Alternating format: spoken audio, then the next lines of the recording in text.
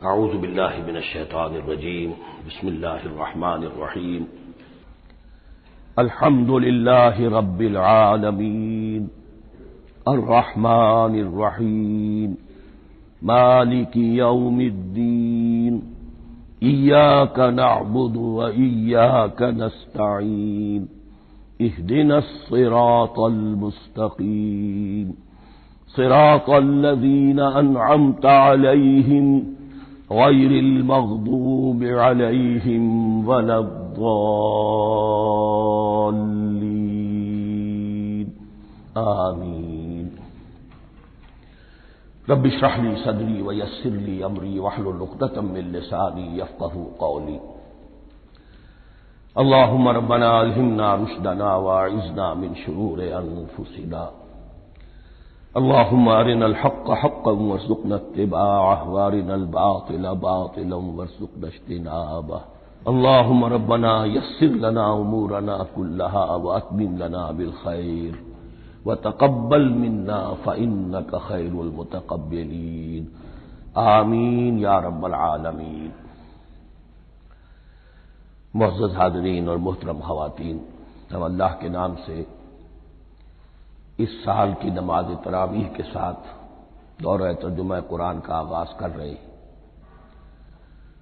اس سے پہلے میں عرض کر چکا ہوں کہ اب میری عمر بھی کافی ہو چکی ہے، قمری حساب سے 68 برس مکمل ہو چکے ہیں، اور مختلف قسم کے عوارض بھی مجھے لاحق ہیں، اور بہت سے احباب نے اور رفقاء نے مشورہ دیا تھا کہ میں اتنا بڑا بوجھ اپنے ذمے نہ لوں، لیکن میں نے خالصتاً توکلاً علی اللہ اس کی ہمت کی، اس کا ارادہ کیا، اس کے لیے اہتمام بھی خصوصاً ہوا ہے۔ مجھے اندازہ ہے کہ اب میرے خیالات کی جو رو ہے وہ اب اتنی تیز نہیں ہے جتنی کبھی ہوا کرتی تھی، کراس ریفرنسز بھی جو ہیں قرآن حکیم کے وہ اتنے مستحضر نہیں ہیں جتنے کبھی ہوتے تھے، بلکہ واقعہ یہ ہے کہ میری زبان بھی بعض اوقات لڑکھڑاتی ہے، اس لیے کہ مجھے جو ادویات استعمال کرنی پڑتی ہیں ان کا اعصاب پر بھی اثر ہوتا ہے، اور جو ہمارے اعضائے رئیسہ ہیں ان پر بھی اثر ہوتا ہے۔ بہرحال ان سب کے الرغم اللہ کا نام لے کر آغاز کر رہے ہیں۔ میری انتہائی نگارش یہی ہے، تیرے نام سے ابتدا کر رہا ہوں۔ ابھی میں نے سورہ فاتحہ کی تلاوت کی اور آپ کو سماعت فرمائی۔ یہ سورہ مبارکہ مصحف کے اعتبار سے تو پہلی سورت ہے ہی، سب کو معلوم ہے، لیکن یہ بھی نوٹ کر لیجئے کہ یہ نزول کے اعتبار سے بھی سب سے پہلی مکمل سورت جو حضور پر نازل ہوئی وہ یہی ہے۔ اس سے قبل متفرق آیات نازل ہوئی، 5 آیتیں سورہ علق کے آغاز میں، کچھ آیتیں سورہ قلم یا سورہ نون کے آغاز میں، کچھ آیتیں سورہ مزمل کی ابتدا کی، کچھ آیتیں سورہ مدثر کے آغاز کی۔ 5ویں وحی تقریباً اس پر اجماع ہے کہ یہ سورۃ الفاتحہ کی ہے، اور یہ مکمل سورت ہے جو حضور پر نازل ہوئی۔ سورۃ الفاتحہ کے معنی ہوئے افتتاحی سورت، فتح یفتح کے معنی ہے کھولنا، مفتاح کنجی کو کہتے ہیں، چابی کو، تو یہ اوپننگ سورہ آف دی قرآن، قرآن حکیم کی افتتاحی سورت۔ ویسے جیسا کہ میں تعارف قرآن کے ضمن میں عرض کر چکا ہوں، عربوں کا یہ مزاج تھا کہ جس چیز سے انہیں خصوصی محبت ہوتی تھی اس کے بہت سے نام رکھتے تھے، اس کے بھی بہت سے نام ہیں۔ سورۃ الفاتحہ سب سے عام ہے، لیکن الکافیہ، الشافیہ، ام القرآن، اساس القرآن، کم سے کم یہ 4 نام تو میں سمجھتا ہوں کہ ہر مسلمان کو مزید معلوم ہونے چاہیے، اور بھی بہت سے نام۔ اس سورہ مبارکہ کی بالاتفاق و بالاجماع 7 آیتیں ہیں، اگرچہ ان کی ترتیب میں کچھ اختلاف ہے۔ ایک رائے یہ ہے، اور یہ رائے امام شافعی کی بھی ہے اور بصرہ کے جو قراء تھے ان کی بھی ہے، کہ آیت بسم اللہ بھی سورہ فاتحہ میں شامل ہے، اس کا جز ہے، وہ اس کو شامل کر کے پھر 7 آیتیں بناتے ہیں، تو آخری جنہیں ہم 2 آیتیں سمجھتے ہیں صراط الذین انعمت علیہم غیر المغضوب علیہم ولا الضالین، وہ ان کے نزدیک ایک آیت ہے۔ تو گویا کہ نتیجہ یہ نکلا کہ آیتوں کی تعداد 7 ہی رہتی ہے۔ امام ابو حنیفہ رحمۃ اللہ علیہ کا موقف اور کوفے کے جو قراء تھے ان کا بھی موقف یہ ہے کہ آیت بسم اللہ نہ سورہ فاتحہ کا جز ہے نہ کسی اور سورت کا جز ہے، سوائے ایک مقام پر جہاں حضرت سلیمان علیہ السلام کا خط جو ہے نقل ہوا ہے، جو انہوں نے ملکہ سبا کو لکھا تھا، انہ من سلیمان و انہ بسم اللہ الرحمن الرحیم۔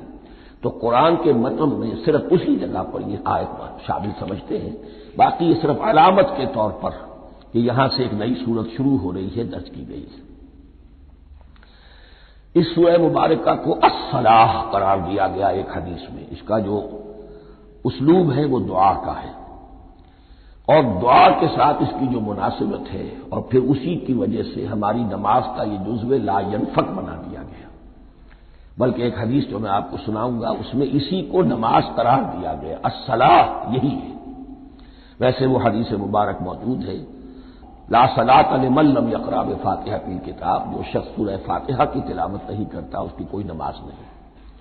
اس کے حوالے سے بھی ہمارے ہاں دو مسلک ہے، ذکر صرف اس لیے کر رہا ہوں کہ آپ کے علم میں ہو، ان میں کوئی بنیادی فرق نہیں ہے، کسی بھی ایک رائے کا انسان قائل اور حامل ہو سکتا ہے بغیر اس کے کہ دوسرے کو بالکل غلط قرار دے، بلکہ یہ کہ اس کے لیے بھی گنجائش اپنے ذہن میں اور اپنے دل میں رکھے۔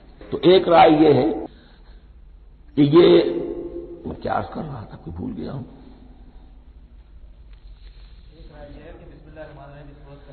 جی، اور دوسری آیت یہ ہے کہ اس کا حصہ نہیں ہے، اسی اعتبار سے یہ کہ یہ سورہ مبارکہ نماز میں پڑھی جانی ضروری ہے، لا صلاۃ لمن لم یقرأ بفاتحۃ الکتاب۔ البتہ یہ اختلاف ہے، یہ بات جو میں ذکر کر رہا تھا جو ذہن سے نکل گئی، کہ آیا مقتدی جو ہے امام کے پیچھے کھڑا ہو کر جب نماز پڑھ رہا ہو تو کیا اس صورت میں بھی اس کے لیے لازم ہے کہ سورہ فاتحہ پڑھے؟ اس میں دو رائے ہو گئی، بلکہ تین۔ ایک رائے انتہائی ہے اور وہ فقہ حنفی کی طرف منسوب ہے کہ اگر آپ امام کے پیچھے مقتدی کی حیثیت سے نماز پڑھ رہے تو کسی بھی رکعت میں آپ سورہ فاتحہ نہیں پڑھیں گے۔ ایک دوسری بالکل برعکس رائے ہے، وہ امام شافعی رحمۃ اللہ علیہ کی ہے کہ ہر حالت میں چاہے امام جہری رکعت پڑھا رہا ہو جس میں وہ بلند آواز سے سورہ فاتحہ پڑھ رہا ہو اور چاہے وہ سری رکعت ہو، ہر حالت میں مقتدی کو بھی پڑھنی ہے۔ ایک تیسری رائے بین ہے، وہ امام مالک کی ہے رحمۃ اللہ علیہ، کہ جو سری رکعت ہے جس میں کہ امام بھی خاموشی سے پڑھ رہا ہے مقتدیوں کو بھی پڑھنی چاہیے، جو جہری رکعت ہے جس میں کہ امام بلند آواز سے پڑھ رہا ہے اس میں مقتدیوں کو خاموش رہ کر پوری توجہ جو ہے سننے پر صرف کر دینی چاہیے۔ اذا قرئ القرآن فاستمعوا له وانصتوا، جب قرآن پڑھا جا رہا ہو تو پوری توجہ اس کے پڑھنے پر مرکوز کر دو اور خود خاموش رہو۔ میرے اپنی رائے میں یہ تیسری رائے سب سے زیادہ صائب ہے اور اس میں کسی طرح کی بھی کوئی پیچیدگی پیدا نہیں ہوتی۔ بہرحال اس سورہ مبارکہ کا جو اسلوب ہے میں نے عرض کیا دعائیہ ہے، البتہ قرآن مجید کے علم اور حکمت کے اعتبار سے، اس کے فلسفے کے اعتبار سے ایک بات سمجھ لینی چاہیے۔ قرآن کا فلسفہ یہ ہے کہ بنیادی ہدایت ہر انسان کے دل میں موجود ہے، بالقوہ، پوٹینشلی۔ یہ جو قرآن مجید یا اللہ کی کتابیں نازل ہوتی ہیں یہ انہیں ایکٹیویٹ کرتی ہیں، وہ اندر کی جو ڈورمنٹ کانشسنس ہے، خوابیدہ شعور جو ہے اسے بیدار کر کے اور پھر یہ کہ اسے اجاگر کرتی ہیں۔ ہر سلیم الفطرت انسان اور سلیم العقل انسان، دو سلامتی شرط ہیں۔ سلیم الفطرت، نیچر پرورٹڈ نہ ہو، فطرت مسخ نہ ہو گئی ہو، عقل سلیم ہو، ان دونوں چیزوں کا نتیجہ یہ نکلتا ہے کہ وہ انسان از خود بغیر کسی وحی کی رہنمائی کے، بغیر کسی نبی کی تعلیم کے سے استفادہ کیے ہوئے از خود بھی کچھ حقائق تک پہنچ جاتا ہے۔ اور وہ حقائق کیا ہے؟ نمبر ایک یہ کہ اس کائنات کا ایک خالق ہے اور وہ ایک ہے، اور وہ تمام صفات کمال سے متصف ہے۔ نمبر دو یہ کہ انسان کی زندگی صرف یہ زندگی نہیں ہے، بلکہ ایک اور زندگی ہے کہ جس میں اس زندگی کے اعمال کے نتائج برآمد ہوں گے۔ یہ دو باتیں، اس کی زیادہ وضاحت کے ساتھ جو ہے اس کا تذکرہ آئے گا سورہ لقمان میں، جہاں حضرت لقمان کی شخصیت کا تذکرہ ہے۔ لیکن یہاں صرف یہ بات سمجھ لیجئے کہ قرآن کا فلسفہ یہ ہے کہ ہر انسان میں، ہر فرد نوع بشر میں جو اپنی ولادت کے وقت مسلم ہوتا ہے، حضور کی حدیث ہے کل مولود یولد علی الفطرہ ابواہ یحودانہ او ینصرانہ او یمجسانہ، ہر بچہ نوع انسانی کا فطرت اسلام پر پیدا ہوتا ہے، وہ فطرت کے اندر وہ ہدایت ودیت ہے۔ اب اگر وہ فطرت بس نہیں ہوئی اور عقل جو ہے وہ صحیح رخ پر کام کر رہی ہے تو ان دو حقائق تک وہ انسان خود پہنچ جائے گا۔ لیکن ان دونوں حقائق تک پہنچنے کے بعد اب وہ دست بستہ دعا کرے گا کہ اے رب اب مزید ہدایت تو مجھے عطا فرما۔ ایک تو یہ کہ میں کیا کروں کیا نہ کروں، میری عقل اس میں ٹھوکر کھا سکتی ہے، میں کسی اچھی چیز کو بری سمجھ سکتا ہوں، کسی بری کو اچھی سمجھ سکتا ہوں، تو مجھے صحیح راستہ، صحیح راہ ہدایت پر چلا۔ یہ دعا ہے جو انسان کرتا ہے جبکہ وہ ایمان باللہ اور ایمان بالآخرہ تک خود پہنچ چکا ہوتا ہے اور یہ سمجھتا ہے کہ صحیح زندگی کا رخ یہی ہے کہ جس رب کو میں نے پہچانا ہے کہ وہ اس کائنات کا خالق ہے اور مالک ہے اور رب ہے، میں اس کی بندگی کروں، اس کی اطاعت کروں، اس کا حکم مانوں، اس کے راستے پر چلوں۔ لیکن وہ راستہ کون سا ہے؟ اس کے لیے پھر دست بدعا ہوتا ہے کہ پروردگار تو میری رہنمائی فرما۔ یہ مقام ہے کہ جہاں آپ سمجھ لیجئے اپنے آپ کو بھی آج اس جگہ پر تصور کرتے ہوئے پھر اس سورہ مبارکہ کو پڑھیے کہ آپ اس مقام پر اللہ کے فضل و کرم سے پہنچ چکے ہیں کہ اللہ کو آپ نے پہچان لیا اور اس کی توحید کو جان لیا، اس کی جملہ صفات کمال سے آپ واقف ہو گئے، آپ یہ بھی جان گئے کہ بڑھ کر اس کے حضور میں حاضر ہونا ہے اور وہ حساب کتاب لے گا۔ پھر آپ نے یہ عہد بھی کر لیا کہ اب زندگی گزارنی ہے اس رب کی بندگی میں، اسی کی فرما برداری میں۔ اب یہاں کھڑے ہو کر آپ پوچھتے ہیں کہ اللہ مجھے وہ تفصیلی ہدایت عطا فرما، ایسا نہ ہو کہ کبھی میں کسی راستے پر چلتا ہوا کسی پگڈنڈی پر مڑ جاؤں اور وہ تھوڑی سی جو ڈیویشن ہو میرے راستے کی وہ میری عاقبت کو برباد کر دے۔ یک لحظہ غافل گشتب و صد سال راہم دور شد، اس لیے کہ ہوتا یہی ہے صیدھے راستے سے ذرا سی کوئی پگڈنڈی جو ہے تھوڑے سے اینگل پر نکلی ہے، لیکن جب چلتے جائیں گے آپ تو جتنے آگے بڑھیں گے اس پر اس راہ صراط مستقیم سے آپ اتنے ہی زیادہ دور ہوتے چلے جائیں گے۔ یہ ہے قرآن مجید کی حکمت اور فلسفے کے اعتبار سے اس سورہ مبارکہ کا مقام۔ اب آئیے ہم بسم اللہ کرتے ہیں۔ بسم اللہ الرحمن الرحیم، شروع کرتا ہوں میں اللہ کے نام سے جو رحمان اور رحیم ہے۔ اس پر کچھ گفتگو ہو چکی ہے تعارف قرآن کے ضمن میں کہ رحمان اور رحیم دو نام ہیں کہ جو رحمت کے مادے سے نکلتے ہیں۔ رحمان میں اللہ تعالی کی رحمت کا جوش، ہیجانی کیفیت، طوفانی کیفیت، اور رحیم میں اللہ تعالی کی رحمت کا دوام اور تسلسل۔ یہ دونوں کیفیات اللہ کی رحمت میں بیک وقت موجود ہیں جس کا ہم تصور نہیں کر سکتے۔ ہم سمندر کو دیکھتے ہیں متلاطم سمندر ہے، اس میں ہیجان ہے، طوفان ہے۔ دریا کو دیکھتے ہیں کہ وہ سکون کے ساتھ چل رہا ہے، خاموشی سے چل رہا ہے، بہہ رہا ہے، بس تسلسل کے ساتھ بہہ رہا ہے۔ ہم ان دونوں کیفیات کو علیحدہ علیحدہ دیکھتے ہیں تو ہمارا ذہن ان دونوں کو بیک وقت اس کا تصور نہیں کر سکتا، تخیل ممکن نہیں۔ لیکن اللہ کی رحمت کی یہ دونوں شانیں مستقلاً ہر وقت موجود ہیں بیک وقت، اسی لیے ان دونوں کے درمیان کہیں حرف عطف نہیں آئے گا۔ بسم اللہ الرحمن الرحیم، الحمد للہ رب العالمین، کل حمد، اور حمد کو ذہن میں رکھ لیجئے، حمد مساوی ہے تعریف جمع شکر۔ عام طور پر ترجموں میں ایک لفظ لایا جاتا ہے کل تعریف اللہ کے لیے، یہ کافی نہیں ہے۔ تعریف آپ کسی شے کی کر سکتے ہیں جس میں کوئی حسن ہے، خوبی ہے، کسی بھی اعتبار سے، ہاں آپ کو اس کے حسن و خوبی سے کوئی فائدہ حاصل نہیں ہو رہا۔ ایک پھول ہے، بہت خوبصورت ہے، بس ٹھیک ہے، خوبصورت ہے، آپ نے کہا تعریف کر دی۔ شکر کرتے ہیں آپ اس شے کا جس سے آپ کو کوئی فائدہ پہنچا ہو، استفادہ ہوا ہو، آپ کی کوئی ضرورت پوری ہوئی ہو، آپ کی کوئی مشکل رفع ہوئی ہو۔ اور آپ دیکھیں گے کہ حمد میں یہ شکر کا پہلو غالب ہے۔ جتنی بھی دعائیں ہیں حضور سے منقول، شکر کے مقام پر وہاں حمد آتا ہے۔ بھوک لگی ہوئی تھی، کھانا کھایا، الحمدللہ الذی اطعمنی وسقانی۔ اب یہاں دیکھیے ترجمہ تعریف نہیں، شکر ہے اس اللہ کا جس نے مجھے کھلایا اور پلایا۔ آپ بیت الخلاء سے باہر آئے، نجاستیں آپ سے دور ہو گئی، طبیعت میں انشراح ہوا، الحمدللہ الذی اذھب عنی الاذی وعافانی۔ وہ شکر ہے اس اللہ کا جس نے اذیت بخش چیزیں مجھ سے دور کر دی اور مجھے عافیت بخشی۔ تو یہ الحمدللہ رب العالمین اللہ تعالیٰ کا حسن و کمال اور حسن و جمال اپنی جگہ بھی اس انتہا کا ہے کہ جتنی تعریف اس کا حق ہے ہم کر ہی نہیں سکتے، لیکن اس کے احسانات اور انعامات ہم پر اتنے ہیں کہ ہم ان کو بھی گن نہیں سکتے۔ لہذا ایک ہی احساء ہم نے کر دیا الف لام کے ساتھ، الحمدللہ رب العالمین۔ تمام تعریفیں اور کل شکر اللہ کے لیے ہیں کہ جو تمام جہانوں کا پروردگار ہے، رب ہے، مالک ہے۔ رب میں ایک مفہوم ہوتا ہے ربوبیت کا، اور اس میں مفہوم شامل ہوتا ہے تربیت کا، ربیانی صغیرہ۔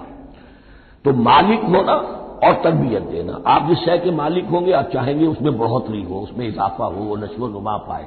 تو یہ دونوں چیزیں آپس میں ایک دوسرے کا جڑی ہوئی ہیں، پروردگار بھی اور مالک بھی۔ عام طور پر عربی میں رب کا لفظ مالک کے لیے آتا ہے، رب البیت، رب الدار، رب المال۔ تو مالک وہاں پر ظاہر بات ہے کہ اس سے مراد کیا ہے، مال والا، گھر والا، گھر کا مالک۔ تو کل شکر اور کل تعریف اس اللہ کے لیے ہے جو تمام جہانوں کا مالک بھی ہے اور پروردگار بھی ہے۔ الرحمن الرحیم، رحمان ہے اور رحیم ہے۔ اب دوبارہ اس کی میں وضاحت نہیں کروں گا۔ مالک یوم الدین، یوم دین کا مختار مطلق ہے۔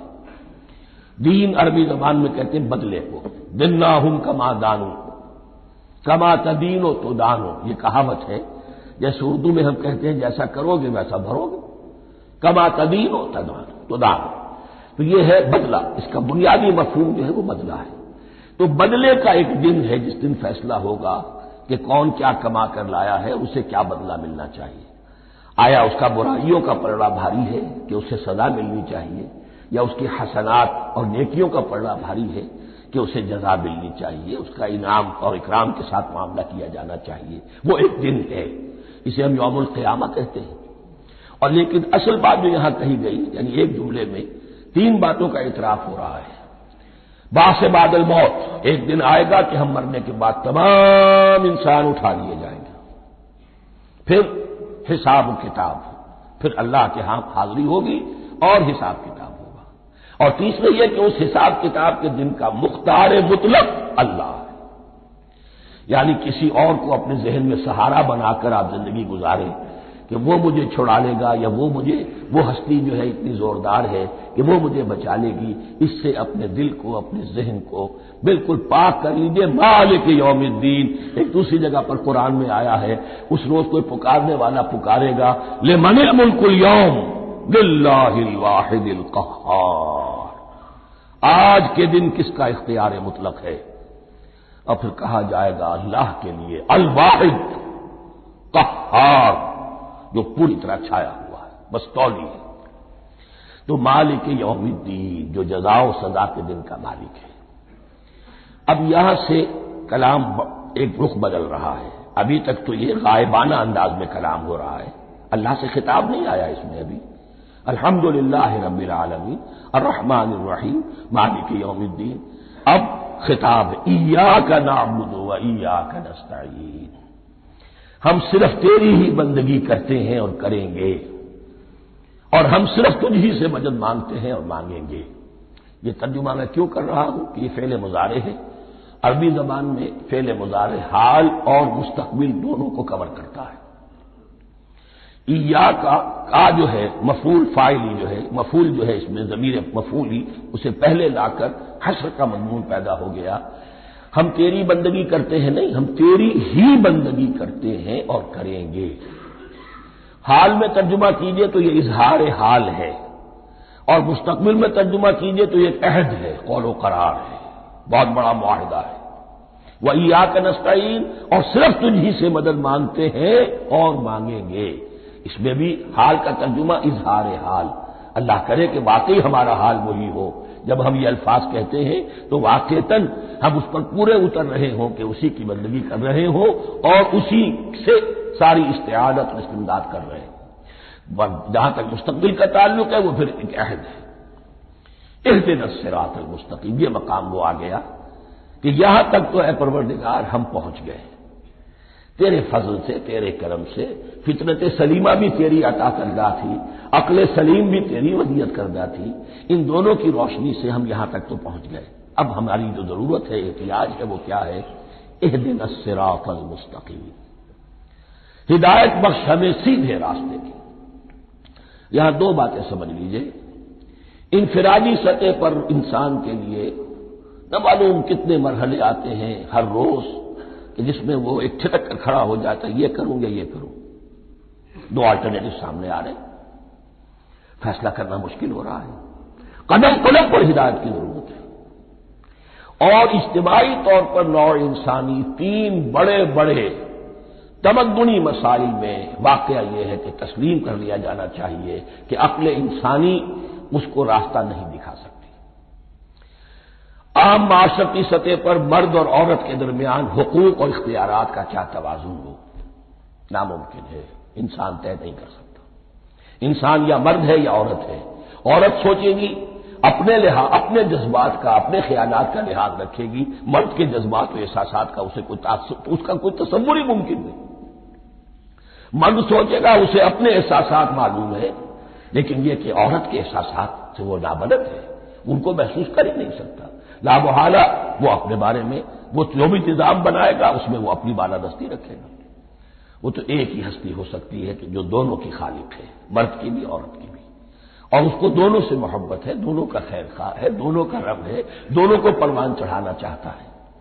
اسی طرح فرد اور معاشرہ یا ریاست، حکومت اور ریاست ہمیشہ یہ چاہتی ہے کہ سارے اختیارات ہمارے ہاتھ میں آ جائیں، ٹوٹلیٹیرین سوسائٹی ہو، بس ہم حکم دیں اور لوگ اس پر چلیں۔ افراد یہ چاہتے نہیں، ہمیں آزادی ہونی چاہیے۔ اب آپ دیکھیے کہ دنیا میں کتنے جھگڑے چلتے ہیں اسی پر، فریڈم فریڈم فریڈم۔ وہ فریڈم واقعتاً اپنی جگہ پر ایک شے ہے، افراد کی آزادی ہونی چاہیے، لیکن افراد کی آزادی اتنی نہ ہو جائے کہ وہ مادر پدر آزاد ہو جائے، کوئی قانون، کوئی قاعدہ، کوئی اخلاقی کوئی حدود اور قیود جو ہے ان کا پابند نہ رہے۔ تو اب کہاں ہے وہ نقطۂ اعتدال کہ جس میں انسان کی انفرادی آزادی، انفرادی اختیار اور ادھر اجتماعی مصلحتیں جو ہیں ان کو بیلنس کیا جا سکے؟ انسان طے نہیں کر سکتا، صرف اللہ ہی اس کے لیے نظام دے سکتا ہے۔ تیسرا مسئلہ ہے سرمایہ اور محنت، اس میں کیا توازن ہو؟ سرمایہ اور محنت دونوں مل کر کچھ بنا رہے ہیں، کچھ پروڈیوس کر رہے ہیں۔ اب اس میں نفع جو ہوا ہے اس میں سرمایہ کا کتنا حصہ ہونا چاہیے اور لیبر کا کتنا ہونا چاہیے، کون طے کر سکتا ہے؟ اس کے لیے بھی کہ ایسا نہ ہو کہ سرمایہ داری جو ہے آکاش بیل بن کر پورے معاشرے پر چھا جائے اور غریب بیچارہ، مزدور بیچارہ، کاشتکار بیچارہ وہ گویا کہ چکی کے دو پارٹوں میں پس کر رہ جائے، اس کی کوئی حیثیت نہ رہ جائے۔ لیکن یہ کہ دوسری طرف اگر یہ کہ مزدور کا جو حق ہے اس سے زیادہ اس کو دے دیا جائے تو سرمایہ جو ہے وہ سکڑ جائے گا، شائی ہو جائے گا، وہ پھر میدان میں نہیں آئے گا۔ کیا کیا جائے؟ کون سا نقطہ عدل و اعتدال ہے؟ یہ تین مسائل ایسے ہیں، اہدنا الصراط المستقیم۔ تو یوں سمجھیے کہ ایک جو بنیادی ہدایت تھی، ایک اللہ کو پہچان لینا، یہ جان لینا کہ کل حسن و جمال اور تمام انعام و اکرام کا منبع اس کی ذات ہے، وہ رحمان ہے اور رحیم ہے، اور یہ جان لینا کہ مرنے کے بعد جی اٹھنا ہے، حساب کتاب ہے، فیصلہ ہوگا جزا و سزا کا، اور مختار مطلق اس دن کا اللہ ہے۔ پھر یہ عہد کر لینا ایاک نعبد و ایاک نستعین۔ اس کے بعد دعا، پروردگار ہمیں ہدایت پر قائم رکھ، ہماری ہدایت میں اضافہ فرما۔ اس ہدایت کے لفظ کو سمجھ لیجئے، بنیادی ہدایت، تفصیلی ہدایت، قدم قدم پر ہدایت، ہدایت پر ہدایت۔ والذین اہتدوا زادہم ہدی، جو لوگ ہدایت کے راستے پر آتے ہیں اللہ ان کی ہدایت میں اضافہ کرتا ہے۔ تو تو یہ قدم قدم پر ہمیں ہدایت کی ضرورت ہے اور مرحلہ وار ضرورت ہے۔ ہدایت اس کو بھی کہتے ہیں کہ کسی نے آپ سے کوئی پتہ پوچھا، آپ نے کہا ادھر جانا، پھر دوسری گلی میں مڑنا، پھر جانا دو تین لائٹیں چلے جانا، پھر مڑنا وغیرہ وغیرہ، یہ بھی ہدایت ہے، نظری طور پر آپ نے بتایا ہے۔ ایک ہدایت یہ ہوئی کہ بھائی میں چلتا ہوں آپ کے ساتھ، میں آپ کو وہاں پہ پہنچا دوں گا تاکہ آپ کو دقت نہ ہو، آپ نے منزل تک پہنچا دیا۔ ان دونوں کے درمیان، یہ تو میں نے ایک فرد کی مثال دی ہے، اللہ اور بندے کے درمیان نہ معلوم کتنے مراحل ہیں ہدایت کے۔ تو کسی وقت بھی انسان اپنے آپ کو ہدایت خداوندی سے مستغنا نہیں سمجھ سکتا، اور نہیں تو پروردگار جو ہدایت دی ہے اس کو ہدایت پر قائم رکھ۔ کیا پتہ شیطان کا کوئی حملہ، کیا پتہ ہمارے نفس کی کوئی شرارت کسی ایسے رخ پر ہمیں ڈال دے کہ اب تک کی ساری کمائی بھی ضائع ہو جائے۔ لہذا یہ نہ سمجھیے کہ جب یہ ساری چیزیں ان کو معلوم تھی، وہ ان چیزوں کا تو اقرار کر رہے تو اب ہدایت کون سی مانگ رہے؟ تو ہدایت کا تو بڑا میدان کھلا ہوا ہے، اور اس ہدایت کی وہ جو میں نے آخری شکل آپ کو بتائی ہے کہ منزل مقصود تک پہنچا دے، یہ ہدایت بھی قرآن مجید میں اس معنی میں بھی لفظ آیا ہے کہ اہل جنت جب جنت میں داخل ہوں گے تو جو ترانہ حمد ان کی زبان پر اس وقت ہوگا وہ کیا ہے؟ الحمدللہ الذی ہدانا لہذا وما کنا لنہتدی لولا ان ہدانا اللہ۔ کل شکر اس اللہ کا جس نے ہمیں یہاں تک پہنچا دیا، ہدایت دی جہاں تک پہنچا دیا، اور ہم ہرگز نہ پہنچ پاتے، ہم ہرگز ہدایت یافتہ نہ ہو سکتے اگر اللہ ہی ہمیں ہدایت نہ دیتا۔ اہدنا الصراط المستقیم، سیدھا راستہ، صراط الذین انعمت علیہم، اب اس کی مزید وضاحت ہے، راستہ اس کا ان لوگوں کا جن پر تیرا انعام ہوا۔ یہ کون لوگ ہیں؟ اس کی وضاحت آپ کو ملے گی سورہ نساء میں، من یطع اللہ والرسول فاولئک مع الذین انعم اللہ علیہم من النبیین والصدیقین والشہداء والصالحین۔ چار طبقات ہیں منعم علیہم جن پر اللہ کا انعام ہوا ہے۔ چوٹی پر انبیاء کرام، اس کے بعد صدیقین کرام، اس کے بعد شہداء عظام، اس کے بعد عام صالح مسلمان، صالح ہو۔ یہ بیس لائن ہے، اس سے اوپر کا درجہ شہداء کا ہے، اس سے اوپر کا درجہ صدیقین کا ہے، اور پھر اس سے اوپر کا درجہ انبیاء کا ہے۔ انبیاء میں سے پھر وہ بھی ہوتے ہیں کہ جو اولو العزم میں من الرسل ہیں، لیکن یہ چار طبقات ہیں، ان کے راستے پر ہمیں چلا۔ غیر المغضوب علیہم ولا الضالین، جو مغضوب علیہم نہیں ہوئے، جن پر تیرا غضب نہیں ہوا، اور غضب ہوتا ہے ان پر کہ جو ہدایت کے واضح ہونے کے بعد ہدایت کو ترک کر دیں، وہ ہے مغضوب علیہم۔ جنہیں ہدایت مل گئی ہو، ہدایت کو پہچان لیا ہو، پھر اپنی شرارت نفس کی وجہ سے، اپنی نفسانیت کی وجہ سے، اپنے تکبر کی وجہ سے، اپنے حسد کی وجہ سے وہ اس حق کو رد کر دے، اس کو ترک کر دے، ان پر اللہ کا غضب آتا ہے۔ اور اس میں اس کی بہت بڑی مثال تاریخ کے اعتبار سے یہودی ہے۔ اللہ نے انہیں ہدایت دی، کتابیں عطا کی، تورات، انجیل، زبور، سینکڑوں نبی ان میں مبعوث کیے، 1400 برس تک نبوت کا تار ٹوٹا ہی نہیں، مسلسل۔ ابتدا میں بھی 2 نبی، موسیٰ اور ہارون، اور اختتام پر بھی 2 نبی، عیسیٰ اور یحییٰ علیہ الصلاۃ والسلام، اور ان کے مابین کوئی لمحہ نہیں آیا ہے تاریخ بنی اسرائیل میں جبکہ کوئی نہ کوئی نبی موجود نہ ہو۔ لیکن انہوں نے اپنی شرارت نفس کی وجہ سے ہدایت تورات سے بھی منہ موڑا، اور پھر سب سے بڑی بات یہ کہ ہدایت محمدی سے، ہدایت قرآنی سے بھی صلی اللہ علیہ وسلم منہ موڑا، وہ ہے مغضوب علیہم ولا الضالین، اور نہ ہی گمراہ ہوئے۔ یہ لفظ جو آتا ہے عربی زبان میں گمراہ کا بھی ہے اور تلاش حق میں بھٹکنے والے کا بھی ہے۔ ایک وہ شخص ہے جس پر حق ابھی واضح نہیں ہوا، وہ تلاش میں ہے، اس کے لیے بھی ضال کا لفظ آئے گا۔ اسی طرح کوئی شخص کسی کے عشق اور محبت میں ایسا ہو جائے، دیوانہ ہو جائے، اس کو بھی ضال کہتے ہیں، یعنی اس کے اوپر جذبات کا اتنا غلبہ ہو گیا ہے کسی کی محبت اور عشق کی بنا پر۔ تو حضور کے لیے یہ لفظ آیا ہے وَوَجَدَكَ ضَالًّا فَهَدَىٰ، اور یہ تو سورۃ الضحیٰ ہے، اکثر بیشتر لوگوں کو یاد ہوگی۔ تو یہ جو دوال کا لفظ ہے اس میں سمجھ لیجئے ضروری نہیں ہے کہ وہ گمراہ ہو، بلکہ وہ بھی کہ جو ابھی راہ ہدایت کی طلب میں اس کے حصول کے لیے اس کی تلاش میں کوشاں ہیں، اور وہ بھی کہ جو کسی مغالطے کی وجہ سے حق سے منحرف ہو جائے۔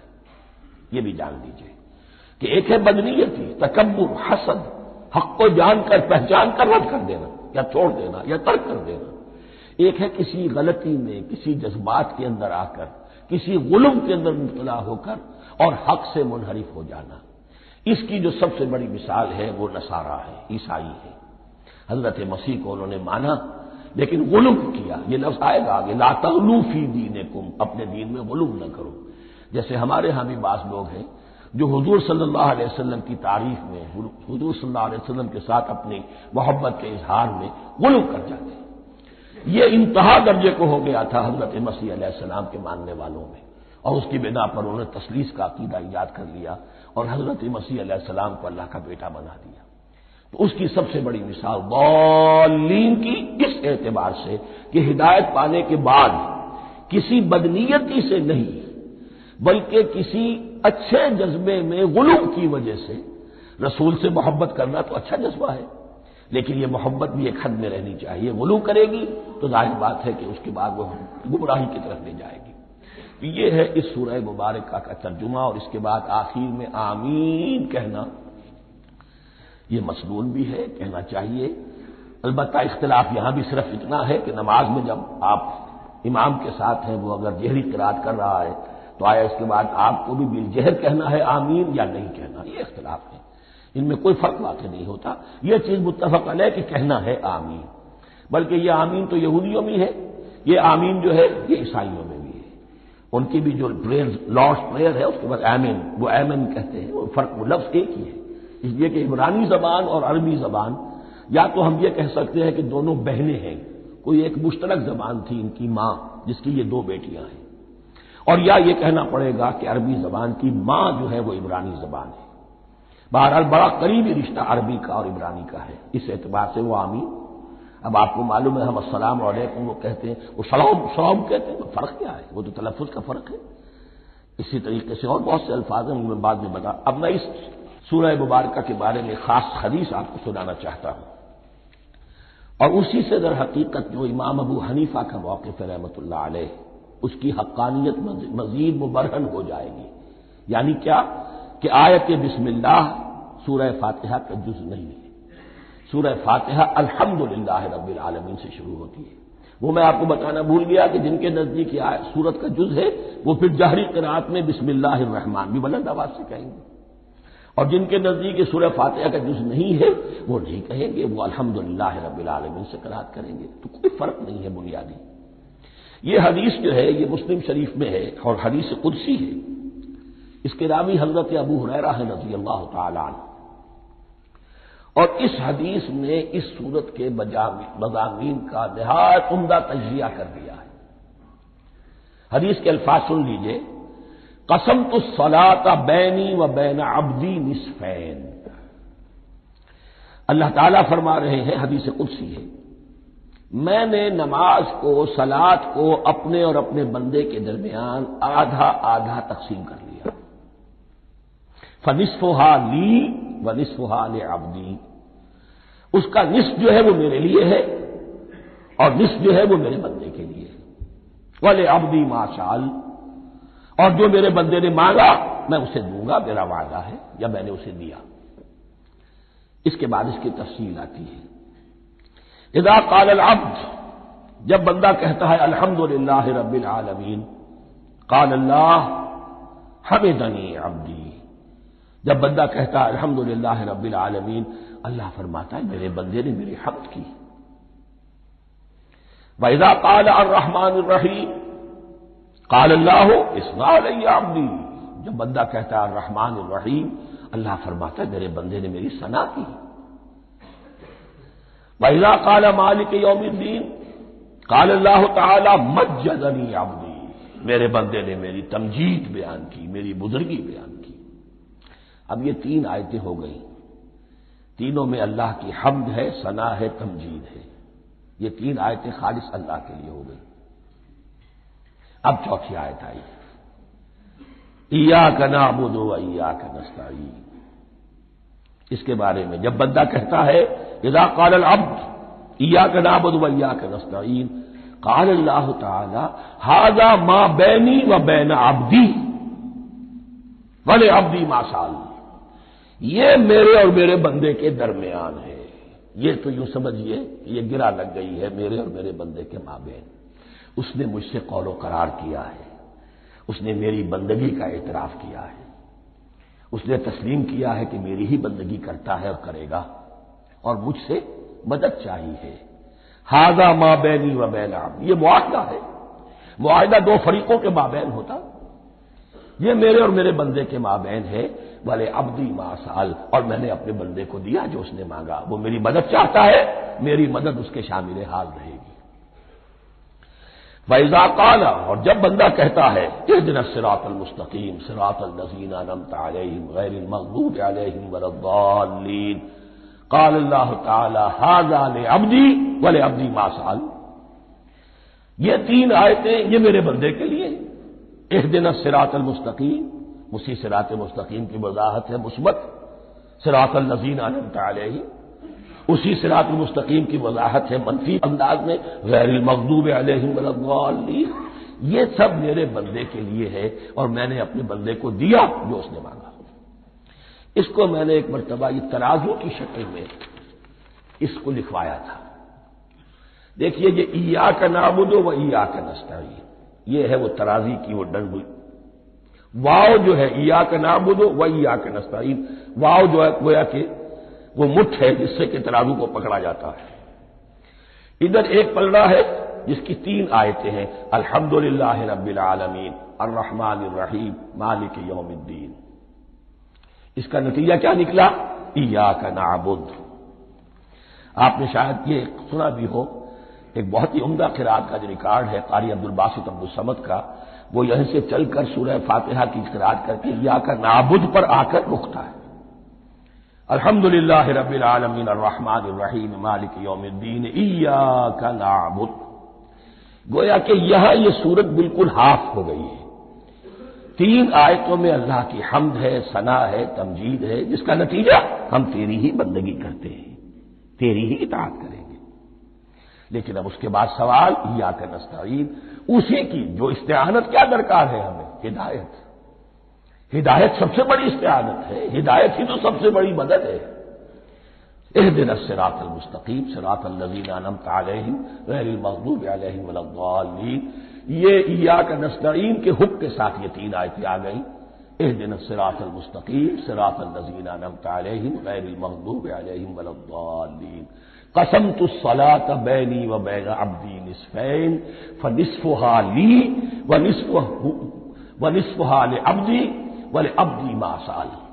اللہ تعالیٰ اس سورہ فاتحہ کا جو اصل مفہوم ہے وہ بھی ہمارے ذہنوں پر، ہمارے شعور کی سطح پر اسے اجاگر کیے رکھے، ہمیں توفیق دے کہ جب بھی پڑھیں، جب بھی سنیں تو وہ کیفیت اگر ہو جائے، اس لیے کہ ایک حدیث ہے کہ الصلاۃ معراج المومنین، نماز تو اہل ایمان کے حق میں معراج کے درجے میں ہے۔ اس حوالے سے ہم یہ سمجھ سکتے ہیں کہ کوئی وقت ایسا آ سکتا ہے کہ انسان کو واقعتاً، روح انسانی واقعتاً اللہ کے یہ جواب سنے، انہونی بات نہیں ہے۔ ہوتا ہے خطاب آخر، اٹھتا ہے حجاب آخر، کرتے ہیں خطاب آخر، یہ تو ہوتا ہے۔ مخاطبہ الہی ہے، تو میں نے عرض کیا کہ ثابت ہے، مخاطبہ، محادث اور تحدیث اللہ بندوں سے کلام کرتا ہے۔ بارک اللہ لی و لکم فی القرآن العظیم ونفعنی و ایاکم بالآیات والذکر الحکیم۔